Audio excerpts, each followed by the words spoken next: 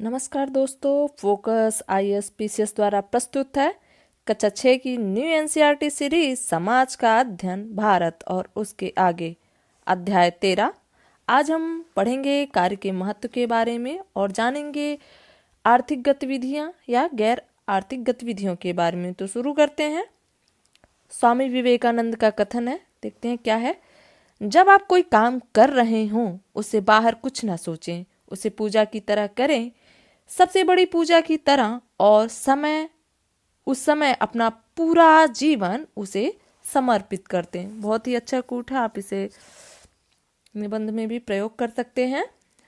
इसमें समझाया गया है कि जब भी हम किसी भी कार्य को करें, चाहे वो समाज की नज़र में छोटा लग रहा है या बड़ा लग रहा है, तो आप उसे अपना पूरा समय दें, उसे पूजा की तरह देखें।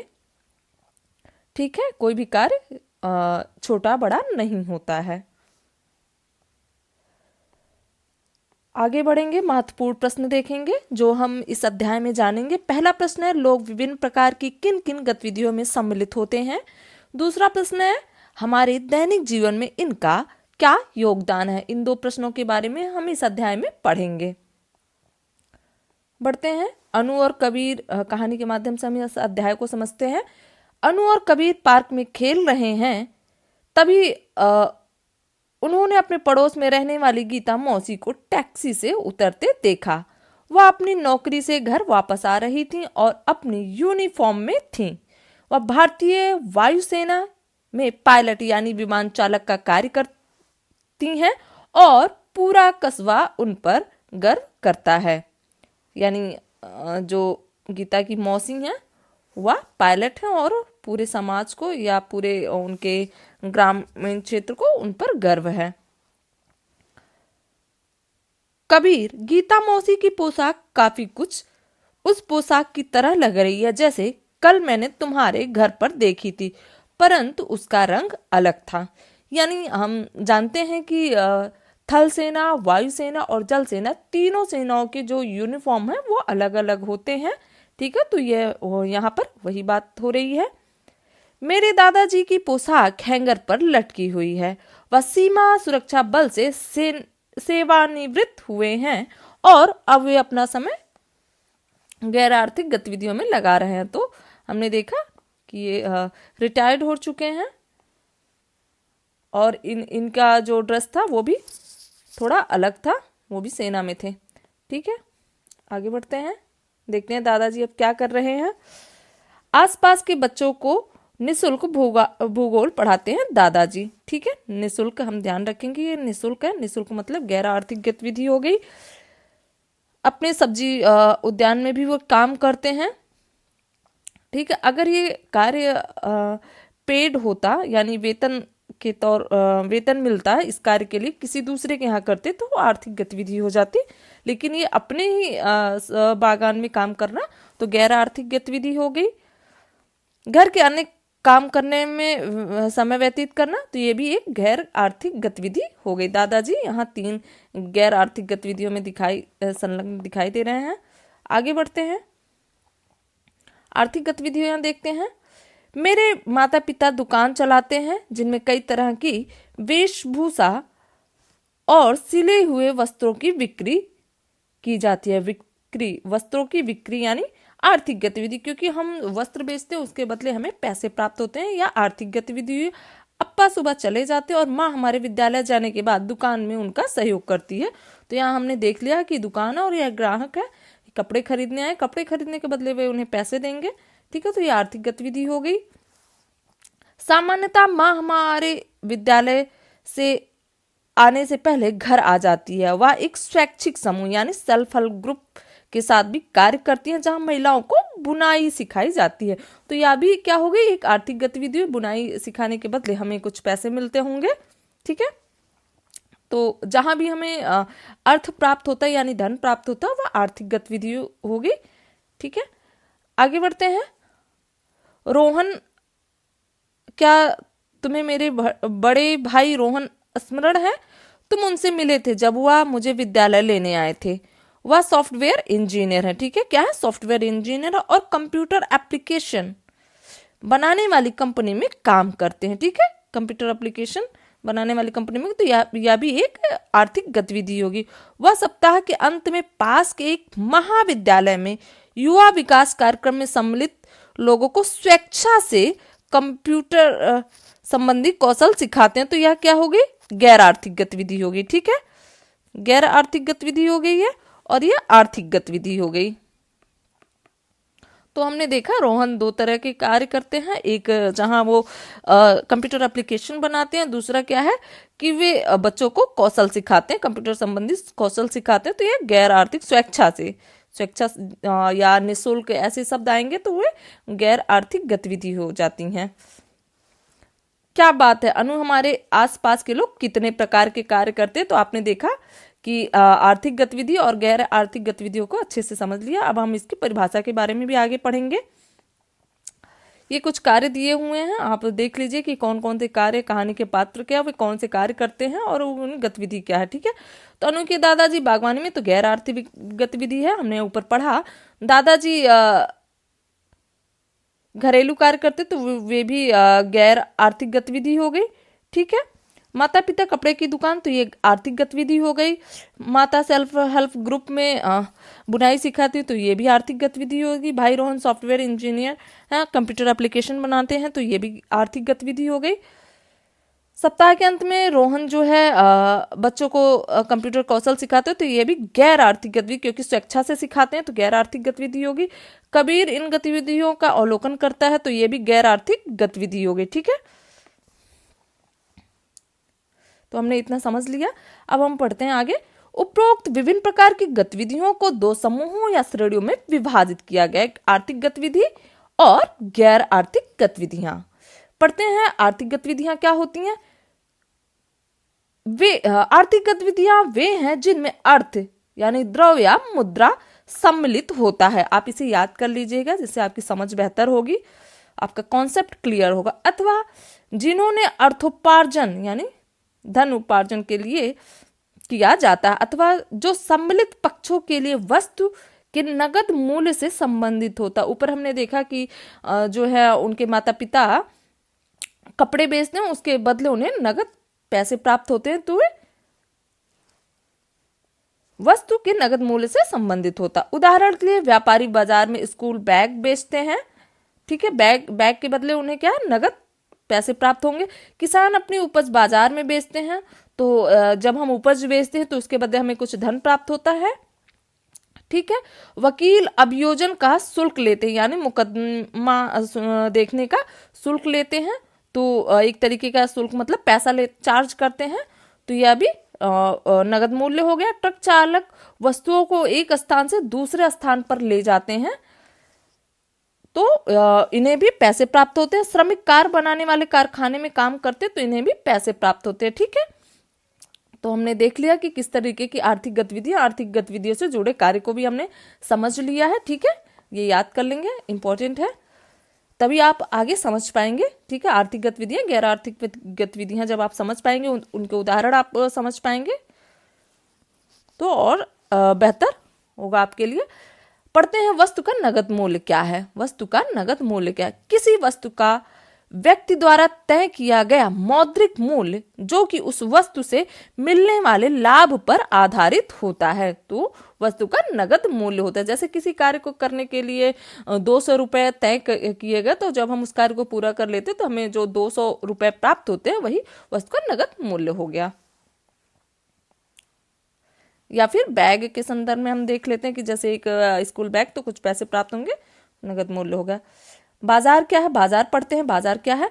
बाजार वह स्थान जहां व्यक्ति वस्तुओं और सेवाओं का लेन देन करते हैं।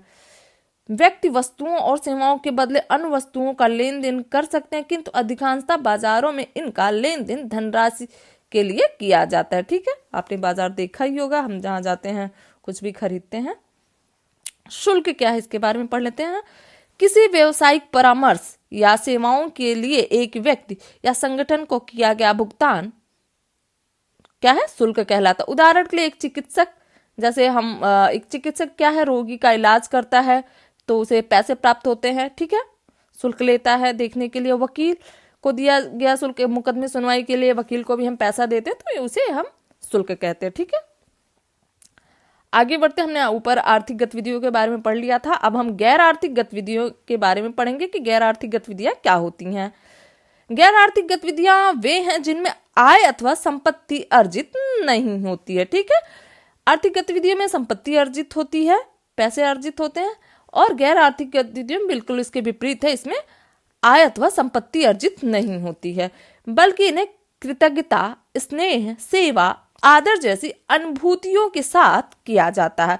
उदाहरण के लिए अभिभावकों द्वारा परिवार के लिए भोजन बनाना, जैसे हमारे माता पिता हम लोगों के लिए, बच्चों के लिए भोजन बनाते हो, तो ये भी गैर आर्थिक गतिविधि हो गई, जिसमें कृतज्ञता, स्नेह, सेवा, आदर जैसी अनुभूतियां।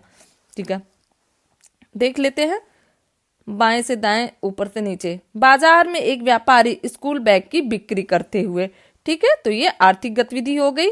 बाजार में अपनी उपज बेचते हुए किसान, ठीक है, ये भी आर्थिक गतिविधि हो गई, किसान है, अपनी उपज बेच रहे हैं। केस पर बहस करते हुए वकील, आर्थिक गतिविधि हो गई। एक चालक एक स्थान से दूसरे स्थान सामान ले जाते हुए, ये भी आर्थिक गतिविधि हो गई। ठीक है, मोटर गाड़ी के कारखाने में एक श्रमिक, तो ये हमने 5 तरीके की आर्थिक गतिविधियां देखी। ठीक है, ये सब आर्थिक गतिविधि हैं। विद्यालय के कार्य में सहायता करना, युवाओं द्वारा दादा दादी, नाना नानी आदि की सेवा करना, परिवार के सदस्यों द्वारा घर के नवीनीकरण में सहायता करना आदि गैर आर्थिक गतिविधियां है। ठीक है, ये गैर आर्थिक गतिविधियां। बाएं से दाएं देखते, परिवार के लिए भोजन बनाते हुए अभिभावक, ठीक है, ये गैर आर्थिक गतिविधियां हो गई। बच्चों को उनके विद्यालय के कार्य में सहायता करती माँ, तो ये भी गैर आर्थिक गतिविधि हो गई। और दादी का सहयोग करती युवती, घर के नवीनीकरण में सहायता करते हुए परिवार के सदस्य, तो ये हमने 4 तरीके की गैर आर्थिक गतिविधि भी देख ली, और ऊपर हमने आर्थिक गतिविधि भी ये हमने पढ़ा था। ठीक है, आगे बढ़ते हैं, आइए पता लगाएं। पृष्ठ 185 पर दी गई तालिका में क्या आपने तीसरा रिक्त स्तंभ देखा? इस स्तंभ में आर्थिक या गैर आर्थिक गतिविधियों को अंकित कीजिए। अब उन्हें गतिविधि के प्रकार के अनुसार भी वर्गीकृत कीजिए। तो हमने ये ऊपर कर लिया था, आपने देखा। ठीक है, यहां हमने कर लिया था इसको पूरा। आगे बढ़ते हैं, अनु और कबीर की कहानी में गीता मौसी, जो वायुसेना में विमान चालक है, ऊपर हमने पढ़ा इनके बारे में, उनको वेतन मिलता है, वह देश की सेवा करती हैं और यह एक आर्थिक गतिविधियों में सम्मिलित है। ठीक है, इन्हें वेतन मिलता है देश की सेवा के बदले, तो यह आर्थिक गतिविधि हो गई। अनु का भाई रोहन एक सॉफ्टवेयर कंपनी में काम करता और उसे भी इस कार्य के लिए वेतन मिलता है। ठीक है, तो यह भी एक आर्थिक गतिविधि होगी, क्योंकि उसे वेतन मिल रहा है, मतलब पैसा मिल रहा है। सप्ताह के अंत में वह पास के महाविद्यालय में युवा विकास कार्यक्रम में स्वेच्छा से काम करता है। यहाँ वह युवा विद्यार्थियों को कंप्यूटर संबंधी कौशल सिखाता है, जो एक गैर आर्थिक गतिविधि है। यह हमने ऊपर पढ़ लिया था। ठीक है, गैर आर्थिक गतिविधि, आर्थिक गतिविधि, आई होप आपको समझ में आ चुका होगा। पढ़ते हैं वेतन क्या है। एक नियोक्ता द्वारा कर्मचारी को नियमित रूप से प्रति माह किया जाने वाला नियत भुगतान है, उसे हम वेतन कहते हैं। ठीक है, आइए विचार करें। कबीर के दादाजी आसपास के बच्चों को स्वैच्छिक रूप से निःशुल्क पढ़ाते हैं। यह आर्थिक गतिविधि है या गैर आर्थिक गतिविधि? यह गतिविधि आपके अध्यापक द्वारा विद्यालय में पढ़ाए जाने पर किस प्रकार भिन्न, अपने सहपाठियों के साथ चर्चा कीजिए। तो जो शैक्षिक होगा, निःशुल्क पढ़ाते हैं, तो यह गैर आर्थिक गतिविधि हो गई। और जब अध्यापक हमें पढ़ाते हैं तो निश्चित ही उन्हें एक वेतन मिलता होगा विद्यालय की तरफ से, प्रबंधक की तरफ से, तो यह आर्थिक गतिविधि हो जाती है। यह हमने समझ लिया है। आप और आपके परिवार में कौन सी गैर आर्थिक गतिविधियां महत्वपूर्ण है और वे क्यों बहुमूल्य है, यह भी आप बता सकते हैं। तो आप इस पर विचार कर लीजिए। आर्थिक गतिविधियों के प्रकार हम देख लेते हैं, अति महत्वपूर्ण है।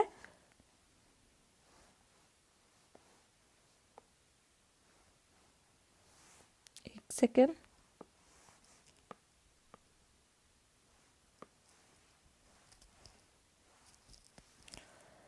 काव्या अपनी चाची के घर कमलापुर गांव जाने के लिए बहुत उत्साहित थी। रास्ते में उसने देखा कि गांव के पास एक राजमार्ग यानी हाईवे बनाया जा रहा है और निर्माण स्तर पर बहुत चहल पहल थी। वहां तकनीशियन, खोदने वाली और बुलडोजर जैसी बड़ी मशीनें चल रहे थे। तो यह क्या हो गया? ये आर्थिक गतिविधियां होगी। निर्माण कंपनी द्वारा ब्रिज बनाने का कार्य किया जा रहा, आपने देखा, बुलडोजर है, ठीक है। इस राजमार्ग के बनने से अब निकट के नगर तक जाने का समय 5 घंटे से घटकर केवल 2 घंटे हो जाएगा। काव्या ने सोचा कि जब यह राजमार्ग बन जाएगा तो वह अपनी चाची के घर बार बार जा सकेगी। फिर प्रसन्न होकर काव्या अपनी चाची को बधाई देने और उनके द्वारा बनाई हुई स्वादिष्ट जलेबी खाने चल पड़ी। काव्या ने के चाचा उसी समय काम से लौटे। वह निर्माण कंपनी में तकनीशियन है और बुलडोजर चलाते हैं। उन्हें अपनी सेवाओं के बदले प्रतिमाह वेतन मिलता है। तो यह भी क्या हो गई? आर्थिक गतिविधि हो गई, ठीक है। अगले दिन काव्या की चाची सुबह उठी और अपना घरेलू काम निपटाने के बाद काम पर चली गई। वह अपने गांव के डाकघर में कार्यरत है और उन्हें प्रतिमाह वेतन मिलता है। तो यह भी आर्थिक गतिविधि हो गई क्योंकि वेतन मिल रहा है इन्हें। कार्यालय के बाद वह शाम को ऑनलाइन कक्षाएं लेती हैं जिसमें वह विद्यार्थियों को विद्यालय की परीक्षा की तैयारी कराती हैं। वह इन कक्षाओं के लिए साप्ताहिक शुल्क लेती हैं। तो यह भी क्या हो गया? आर्थिक गतिविधि हो गई, ठीक है। यहाँ जो है चाची जी हैं वह जलेबी बना रहे हैं, तो यह एक गैर आर्थिक गतिविधि हो गई, ठीक है।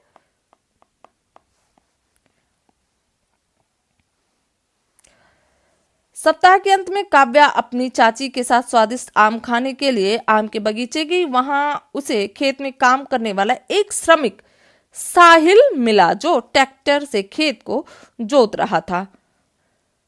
तो हम देखते हैं कि साहिल है, ट्रैक्टर से खेत को जोत रहा है। इस कार्य के लिए दैनिक मजदूरी के बदले कुछ धनराशि मिलती है और शेष भुगतान आमों के रूप में मिलता है। इस कार्य के लिए आम के रूप में जो भुगतान हो उसे वस्तु के रूप में भुगतान कहा जाता है।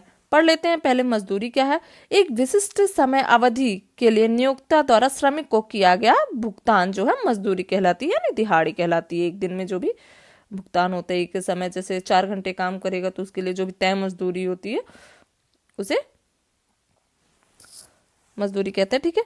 वस्तु के रूप में भुगतान किए गए कार्य के लिए प्राप्त किया गया गैर मौद्रिक भुगतान, ठीक है। जैसे मान लो कि साहिल के लिए 300 रुपए खेत जुताई के लिए तय किया गया तो उसे 200 रुपए नगद दिया गया और 100 रुपए का जो है आम दिया गया, यानी वस्तु के रूप में भुगतान किया गया। तो इस तरीके से उसका टोटल 300 रुपए मजदूरी जो है पूरी हो जाती है। आगे पढ़ते हैं। आइए विचार करें, क्या आप अपने घर से विद्यालय जाने के मार्ग में लोगों द्वारा की जाने वाली विभिन्न प्रकार की आर्थिक गतिविधियों को स्मरण कर सकते हैं? आपके विचार में इन लोगों को किस प्रकार भुगतान किया जाता है? ठीक है, विचार कीजिए आप। घर से विद्यालय जाने के मार्ग में लोगों द्वारा किए जाने विभिन्न प्रकार की आर्थिक गतिविधियां, ठीक है। जैसे कोई सब्जी बेचता है, कोई चिप्स बेचता है, कोई चाय बेचता है, इस तरीके की गतिविधियां हम देखते हैं। कोई फल बेचता है। आगे बढ़ते हैं। जैसा कि अब हम समझते हैं कि आर्थिक गतिविधियां वे होती हैं जिन्हें मौद्रिक मूल्य सम्मिलित है। आर्थिक गतिविधियों में किसी वस्तु के अन्य रूपों में रूपांतरण की प्रक्रिया के प्रत्येक चरण पर उसके मूल्य में भी वृद्धि होती है। इसे मूल्य संवर्धन कहते हैं। इंपॉर्टेंट है, ठीक है, याद कर लीजिए, समझ लीजिए अच्छे से। जैसा कि हम अब समझते हैं कि आर्थिक गतिविधियां वे होती हैं जिनमें मौद्रिक मूल्य सम्मिलित है, ठीक है। आर्थिक गतिविधियों से किसी वस्तु के अन्य रूपों में रूपांतरण की प्रक्रिया के प्रत्येक चरण पर उसके मूल्य में वृद्धि होती है, इसे मूल्य संवर्धन कहते हैं। आगे बढ़ते हैं। आइए काव्या के पिता राजेश के उदाहरण थे, इसे हम समझे। राजेश एक बढ़ई हैं जो विभिन्न प्रकार की लकड़ी के फर्नीचर को बनाने के लिए समीप के बाजार से 600 रुपए की लकड़ी खरीदते हैं, ठीक है। वे लकड़ी का फर्नीचर बनाने के लिए विशेष प्रकार के उपकरणों का उपयोग करते हैं। राजेश बाजार में प्रत्येक कुर्सी को 1,000 रुपए में बेचते हैं, यानी 600 रुपए का लागत लगाया और 1,000 में बेचा, तो कुर्सी बनाने की लकड़ी की लागत जो है 600 है, तो शेष राशि 400 किसके लिए है? यह राजेश के कौशल, समय और प्रयास का मौद्रिक मूल्य है। ठीक है, हमने ऊपर अभी पढ़ा मौद्रिक मूल्य क्या है, तो यहाँ हम समझ लेते हैं, जो उन्हें उस कुर्सी को बनाने में लगा था। ठीक है, राजेश ने लकड़ी से फर्नीचर बनाया, लकड़ी का मूल्य संवर्धन किया। ठीक है, यानी बढ़ा। लकड़ी खरीदने से लेकर कुर्सी के बेचने तक की गतिविधि में भुगतान सम्मिलित है, इसलिए यह सब आर्थिक गतिविधियों के भाग हैं। तो इस तरीके से देखा 600 और उसके बाद जो लगाया, उसके बाद जो बेचा 1,000, तो उसमें जो 400 रुपए जो उन्होंने कुर्सी बनाने में अपना समय कौशल लगाया था, वह मौद्रिक मूल्य है। ठीक है, और लकड़ी से फर्नीचर बनाकर लकड़ी का मूल्य संवर्धन किया, यानी बढ़ाया। तो हमने समझ लिया मौद्रिक मूल्य और संवर्धन। ठीक है, आगे बढ़ते हैं। आइए पता लगाएं, आपके विचार में जो गतिविधियां या व्यवसाय मौद्रिक मूल्य का सृजन करते हैं, ठीक है, उसके सामने सही का निशान लगाएं।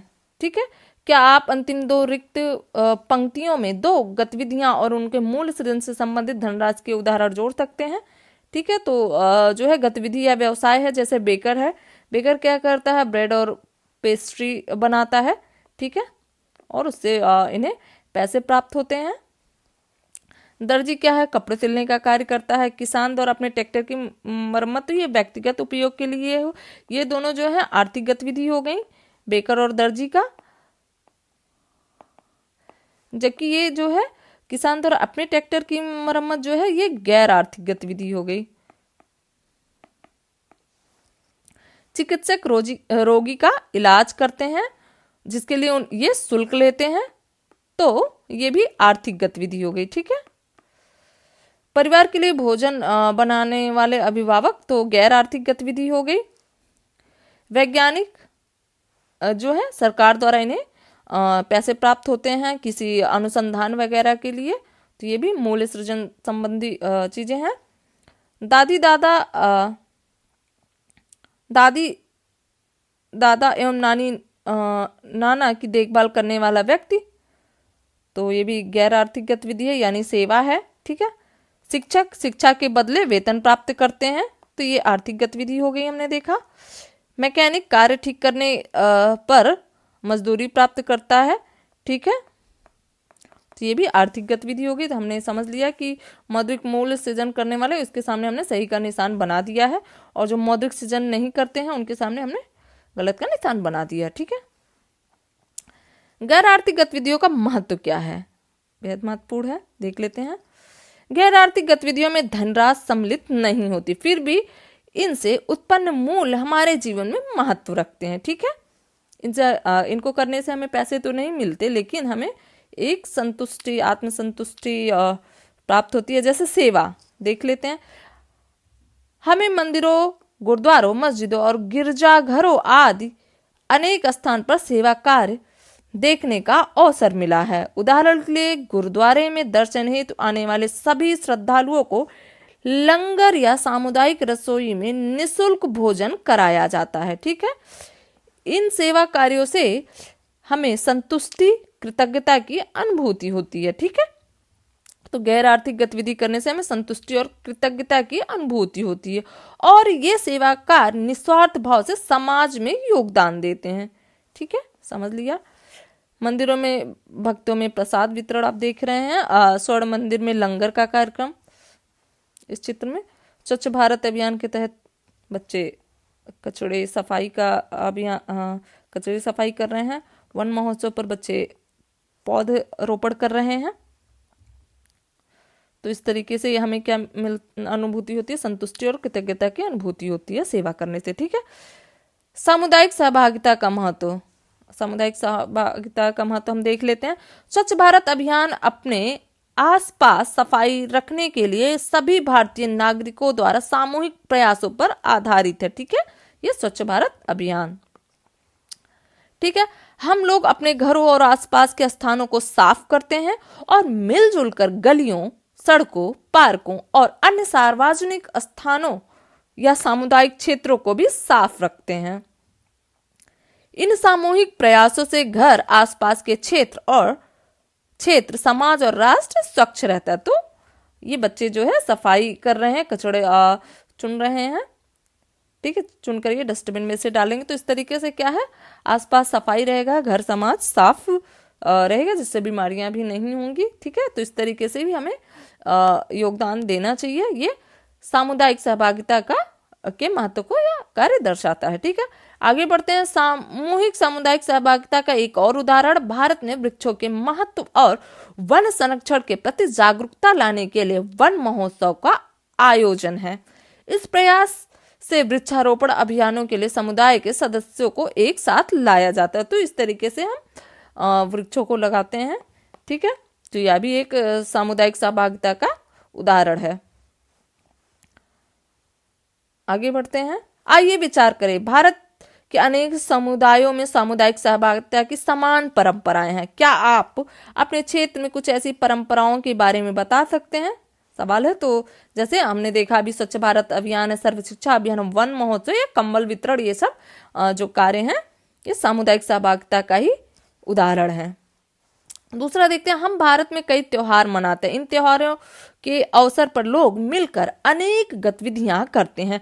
वे मिलजुल कर स्थान की सजावट करते हैं और व्यंजनों को बनाते हैं। क्या ये गैर आर्थिक गतिविधियां हैं? ठीक है, हाँ, ये गैर आर्थिक गतिविधियां। आपके विचार में इनसे क्या जीवन मूल्य समाहित है? तो हम देख लेते हैं इसमें कौन कौन से जीवन मूल्य समाहित है। जैसे संस्कृत विरासत को हम संभालते हैं, जश्न मनाते हैं, खुशियां मिलती हैं, तो इस तरीके के जीवन मूल्य शामिल हैं इसमें। ठीक है, आगे बढ़ते हैं। क्या आप उन सामुदायिक कार्यक्रमों की पहचान कर सकते हैं जिन्हें आपके विद्यालय या आसपास आयोजित किया गया हो? इन कार्यक्रमों में आपने क्या देखा? तो जो विद्यालय के आसपास आयोजित किया, तो सफाई है, पौधरोपण का कार्य, इस तरीके की गतिविधियां आयोजित की जा सकती हैं। ठीक है, पौधरोपण से क्या है, जो है वनों की रक्षा होगी, वन बढ़ेंगे। ठीक है, हरियाली बढ़ेगी, सफाई से स्वच्छता रहेगी, जिससे बीमारियां नहीं होंगी। आगे बढ़ने से पहले हम देख लेते हैं कि इस अध्याय में हमने क्या क्या पढ़ा। इस अध्याय में हमने आर्थिक और गैर आर्थिक गतिविधियों के बारे में सीखा। ठीक है, हमने आर्थिक गतिविधियों से उत्पन्न मूल्य संवर्धन के बारे में भी सीखा कि कैसे 600 की लागत से फर्नीचर बनाया गया और उसे 1000 में बेचा गया। ठीक है, हमने ये समझा कि गैर आर्थिक गतिविधियां किस प्रकार सामाजिक कल्याण एवं निजी कल्याण में योगदान देती हैं, जैसे स्वच्छ भारत मिशन, पौधरोपण का कार्यक्रम।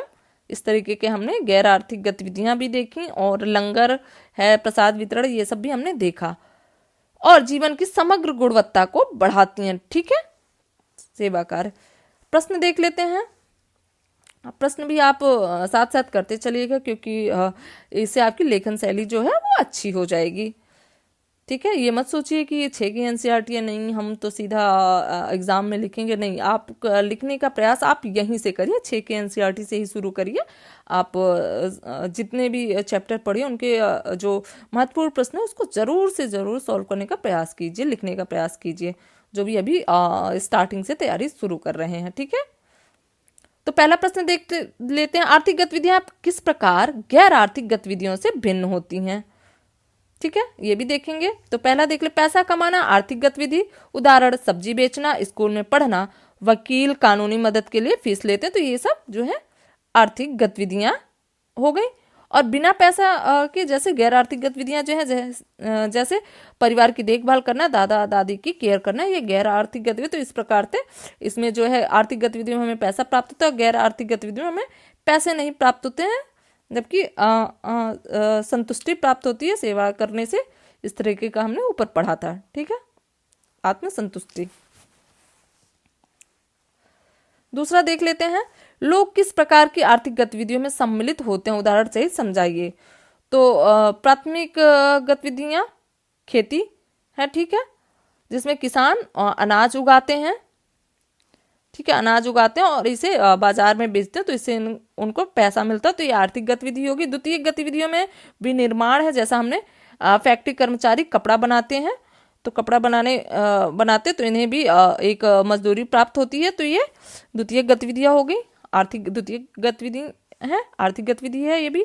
तृतीय गतिविधियों में देख लेते हैं सेवाएं हैं, जैसे शिक्षक पढ़ाने का कार्य करते हैं तो इन्हें वेतन मिलता है। ठीक है, तो ये भी एक आर्थिक गतिविधि हो गई। तो उदाहरण से हमने समझ लिया। ठीक है, सामुदायिक सेवा गतिविधियों में लगे लोग अत्यधिक सम्मानीय, इस कथन पर टिप्पणी कीजिए। ठीक है, तो पैसा नहीं कमाते लेकिन उनका कार्य महत्वपूर्ण होता है और अपने समुदाय की जिम्मेदारी लेते हैं। जो गैर आर्थिक गतिविधियां हैं, सामुदायिक सेवा गतिविधि। ठीक है, चौथा है विभिन्न आर्थिक गतिविधियों के लिए लोगों को किस प्रकार से पारिश्रमिक दिया जाता है, उदाहरण दीजिए।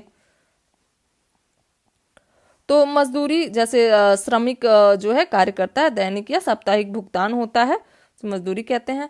वेतन शिक्षक को मिलता है। शुल्क जो है डॉक्टर या वकील लेते हैं। वस्तु के रूप में भी भुगतान, जैसे काम के बदले भोजन या अनाज। ठीक है, या ऊपर हमने देखा कि साहिल को जो है आम भी मिले थे और पैसे भी मिले थे, तो इस तरीके के वस्तु के रूप में भी उसे भुगतान आम के रूप में किया गया। तो यह हमने समझा। एग्जाम्पल, कृषि सहायक को कृषि उपज देना। ठीक है, तो इस तरीके से हमने चारों प्रश्न देख लिए हैं, समझ लिए हैं। आप इसको जरूर से जरूर सॉल्व कीजिएगा। अध्याय यहीं समाप्त होता है दोस्तों। अगले वीडियो में हम फिर मिलेंगे इसी तरह से। तब तक के लिए आप पढ़ते रहिए, लिखते रहिए। धन्यवाद।